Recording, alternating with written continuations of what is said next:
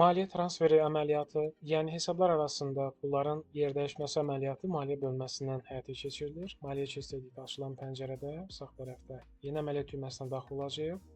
Burada transfer əməliyyatını keçid edəcəyik. Transfer əməliyyatında göndərən hesabı, daha sonra isə qəbul edən hesabı seçəcəyik. Göndərən hesab pul hardan çıxacaq? Şərt olaraq deyək, biz nəqd kassamızdan pulu göndərəcəyik bank AZN hesabımıza.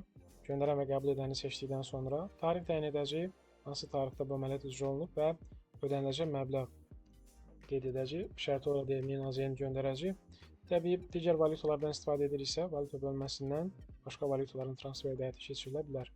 Əgər bu transfer əməliyyatı zamanı hansısa bir faiz və yaxud komissiya tutularsa, maliyyə xərcinə bağla düyməsini aktivləşdirərək həmin komissiyada qeyd oluna bilər. Necə qeyd olunacaq? Öncə əməkdaş təyin edəcək, bu əməliyyatı kim icra edir. Daha sonra ödəniş növünü təyin edəcək, həmin komissiya faiz hansı hesabdan çıxılıb. Daha sonra xərc mərkəzi növünü təyin edəcək. Bu kimi xərclər, yəni komissiya tutulmalar kimi xərclər baş ofisə aid xərclər, yəni şirkətin ümumi xərcinə aiddir. Valyutasını təyin edəcək, hansı valyutada xərc ödəmişik, adətən transfer valyutasında ödənilir. Və əməliyyatın kateqoriyası bank xərcləri.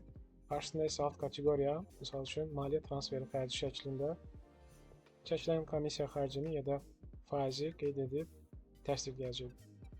Əgər icra etdiyimiz əməliyyat, transfer əməliyyatı iki kassa arasındadırsa və yaxud iki bank hesabı arasındadırsa və bu transfer əməliyyatı faizsiz, komissiyasız həyata keçirilirsə, o zaman göndərən, qəbul edən və eyni zamanda ödəniləcək məbləği yazdıqdan sonra maliyyə xərci bağlı düyməsini aktivləşdirmədən təsdiq edəcək, sadəcə pul yerini dəyişdirəcək. Əməliyyatlar icra olunduqdan sonra isə əməliyyatlar panelində həmin icra olunmuş əməliyyatların, yerdəyişmə əməliyyatlarının sənədlərini izləyə bilərik.